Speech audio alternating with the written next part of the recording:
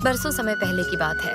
रामपुर गांव के सबसे व्यस्त चौराहे पर हर दिन एक छोटा सा ठेला लगता था। लोग प्यार से इसे शर्मा जी के छोले भटूरे बोलते थे। इस ठेले की खासियत यह थी कि यहाँ के छोले भटूरे खाने वाला एक बार फिर जरूर आता था। यह ठेला चलाता था रमेश शर्मा और उसकी पत्नी सुमित्रा। दोनों मिलकर दिन रात मेहनत करते थे, लेकिन कमाई बस इतनी हो रही थी कि घर का खर्च चल जाए। एक दिन सुमित्रा ने कहा, हमारे छोले भटूरे इतने मशहूर हैं, फिर भी हम अमीर क्यों नहीं हो रहे हैं? अमीरी पैसों से नहीं, दिल की अमीरी से होती है। लेकिन रमेश, सुनो सुमित्रा, हमारे यहाँ गरीब से गरीब आदमी भी पेट भर खाता है। 30 रुपये में 2 भटूरे, छोले, प्याज, अचार। क्या अमीर और क्या गरीब, सब बराबर है। सुमित्रा कुछ समझ नहीं पाई, पर चुप रही। रमेश और सुमित्रा पति पत्नी तो जरूर थे, मगर दोनों के विचार एक दूसरे से बहुत अलग थे। सुमित्रा को अमीर होने की चाह थी, मगर रमेश को सिर्फ गरीबों का पेट भरने की। उसी गांव में रहता था सेठ मल्होत्रा। वो गांव का सबसे बड़ा आदमी था। उसके पास करोड़ों की संपत्ति थी, साथ ही बड़ी बड़ी गाड़ियां और गांव का सबसे बड़ा मकान। एक दिन सेठ मल्होत्रा की नजर शर्मा जी की ठेले पर पड़ी। दोपहर का वक्त था, दुकान पर भीड़ लगी हुई थी। अरे वाह, इतनी भीड़, जरूर यहाँ कुछ खास होगा। सेठ ने ठेले पर छोले भटूरे देखे और वहां जाने का मन बना लिया, लेकिन भीड़ देखकर वहीं रुक गया। अरे नहीं नहीं, मैं इतने गंदे लोगों के बीच कैसे खड़ा हो सकता हूँ? ऐसा बोलकर उसने अपने एक आदमी को वहां बुलाया। सुनो, जाओ और वहाँ से 2 प्लेट छोले भटूरे पैक करवा के मेरे घर ले आओ। मैं इंतजार करूंगा। आखिर देखूं तो इनमें ऐसा क्या खास है जो लोग पागलों की तरह यहाँ भीड़ लगाकर बैठे हैं। सेठ का आदमी ठेले पर गया और गर्म गर्म छोले भटूरे लेकर आया। सेठ ने कुर्सी पर बैठे बैठे एक कौर मुंह में डाला और उसकी आंखें बंद हो गईं। कितना बढ़िया स्वाद है। भटूरे की नरमाई, छोले का तड़का और प्याज की तीखास, सब कुछ एकदम परफेक्ट है। सेठ ने इतना बढ़िया छोले भटूरे आज तक कहीं भी नहीं खाए थे। उसने तुरंत ही पूरी प्लेट खत्म कर दी। वाह, क्या बात है, ये तो सोने की खान है। छोले भटूरे खाते ही सेठ के दिमाग में एक योजना चमकी। इतने बड़े बड़े होटल में मैंने खाना खाया, मगर इससे अच्छा छोले भटूरे मैंने कहीं भी नहीं खाए, और वो भी सिर्फ 30 रुपए में। शर्मा के हाथों में जादू जरूर है, मगर लगता है कि वो एक नंबर का बेवकूफ आदमी है। इतने बढ़िया छोले भटूरे सिर्फ 30 रुपए में बेच रहा है। लगता है अब मुझे ही कुछ करना होगा। अगले दिन सुबह सुबह ही सेठ मल्होत्रा शर्मा के ठेले पर पहुंचा। नमस्ते जी, क्या चाहिए? सुन रमेश, मैं सेठ मल्होत्रा हूँ। तुझे पता ही है कि मैं शहर का सबसे बड़ा बिजनेसमैन हूँ। हाँ मुझे पता है, मगर अभी तुम मुझे ये सब क्यों बता रहे हो? देख भाई रमेश, मैं यहाँ खाने नहीं आया, मैं तुम्हारी दुकान खरीदने आया हूँ। मल्होत्रा की बात सुनते ही रमेश चौंक गया। क्या कहा? खरीदने आए हो, मगर क्यों? सीधी सी बात है, तुम्हारे छोले भटूरे कमाल के हैं, लेकिन तुम्हारे पास पैसा नहीं और ना ही उसे कमाने की अक्ल। मुझे ये ठेला दे दो और यही काम करो। मैं तुम्हें 5 लाख रुपए दूंगा। ठेले का नाम, रेसिपी, सब कुछ मेरे नाम कर दो। रमेश के पैरों तले जमीन खिसक गई। उन्होंने जिंदगी में इतना पैसा कभी नहीं देखा था। सेठ जी, ये ठेला मेरे बाप दादा की विरासत है और मेरी पहचान है। अरे छोड़ो ये भावुकता, पैसा सब कुछ होता है। 5 लाख रुपए में तुम पूरी जिंदगी आराम से काट सकते हो। नहीं सेठ जी, ये ठेला बिकाऊ नहीं है। रमेश की बात सुनते ही सेठ की आंखें लाल हो गईं। ठीक है, 10 लाख रुपए दूंगा, आखिरी ऑफर है, बोलो क्या कहते हो? माफ कीजिए सेठ जी, मेरा मकसद पैसे कमाना नहीं है, बल्कि हर गरीब का पेट भरना है। देखो शर्मा, मैं तुम्हारे भले के लिए कह रहा हूँ, वरना क्या? वरना मैं खुद ही तुम्हारे सामने दुकान खोल दूंगा और तुम्हें बर्बाद कर दूंगा। सेठ की यह धमकी सुनकर रमेश का खून खौल उठा। सेठ जी, जाइए यहाँ से। मेरा ठेला मेरी जान है, मैं इसे बेचूंगा नहीं। आपको जो करना है वो कीजिए। सेठ मल्होत्रा गुस्से में वहां से चला जाता है, लेकिन अभी भी उसके दिल में बदले की आग जल रही थी। देखता हूँ कैसे टिकता है ये छोटा सा कीड़ा मेरे सामने।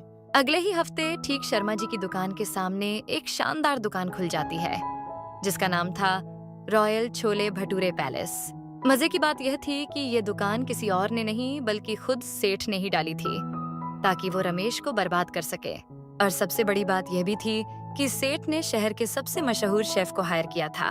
उन्होंने रमेश के छोले भटूरे का स्वाद भी कॉपी करने की कोशिश की। सेठ ने पहले 100 ग्राहकों को 50% छूट दी। लोग देखने के लिए आने लगे। रमेश ने सब देखा। सुमित्रा चिंतित होकर बोली, सुनो जी, अब क्या होगा? कुछ नहीं होगा। वो मुझे बर्बाद करना चाहता है, मगर कर नहीं सकता। वो इतने बड़े सेठ है, उसके दुकान पर एसी और सोफा है। सारे लोग वहीं चले जाएंगे तो हमारा क्या होगा? सुमित्रा, लोग खाना खाने आते हैं, एसी खाने नहीं।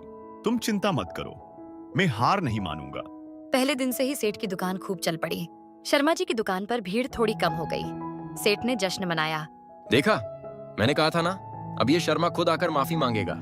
सेठ को लगने लगा था कि अब रमेश जल्दी ही बर्बाद हो जाएगा, लेकिन दूसरे हफ्ते से कुछ बदलने लगा।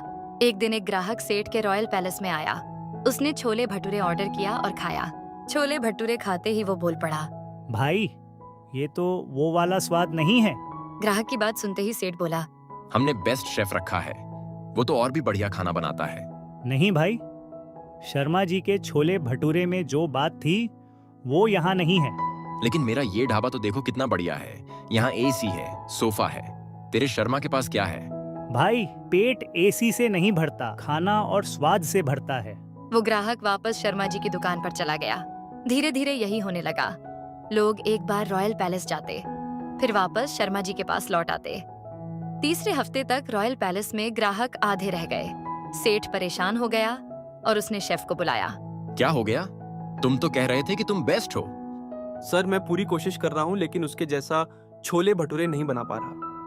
जरूर शर्मा जी की रेसिपी में कुछ खास है। तो जाओ और पता करो वो क्या है। शेफ ने बहुत कोशिश की। उसने शर्मा जी की दुकान पर रोज खाना खाया, छोले का हर दाना चखा, भटूरे की हर परत परखी, लेकिन फिर भी वो राज नहीं समझ पाया। मसाले वही थे, तरीका भी वही था, फिर भी स्वाद अलग क्यों था? शर्मा जी, मैं आपसे कुछ पूछ सकता हूँ? हाँ, पूछो। आपके छोले भटूरे में ऐसा क्या है जो मैं बना नहीं पा रहा? रमेश मुस्कुराया और बोला। तुम मसाले नाप रहे हो, तेल नाप रहे हो, आटा नाप रहे हो, लेकिन जो चीज तुम नहीं नाप सकते वो है प्यार। प्यार?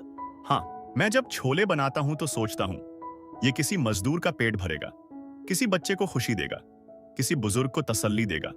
हर प्लेट में मेरी दुआ होती है। बस यही फर्क है तुम्हारे और मेरे छोले भटूरे में। रमेश की बातें सुनकर शेफ की आंखें भर आईं। शर्मा जी, मैं समझ गया। वो वापस सेठ के पास गया। सर, मैं ये काम नहीं कर सकता, मैं छोड़ रहा हूँ। क्या? तुम पागल हो गए हो? नहीं सर, मैं समझदार हो गया हूँ। ऐसा बोलकर शेफ वहां से चला गया। अब सेठ की मुसीबत और बढ़ गई थी।